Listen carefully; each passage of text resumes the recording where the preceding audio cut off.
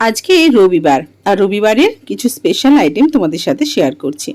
তো এখানে প্রথমেই নিয়ে নিয়েছি গরম গরম ভাত, আর সাথে হচ্ছে এটা ঝিঙে আলু দিয়ে আর ইলিশ মাছের মাথা দিয়ে একটা তরকারি।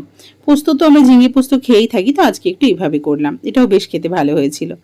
আর তারপরে এটা নিলাম টমেটো আর সর্ষে দিয়ে রুই মাছের ঝাল, বেশ গায়ে মাখা করে করেছিলাম, এটাও খেতে খুব ভালো হয়েছিল।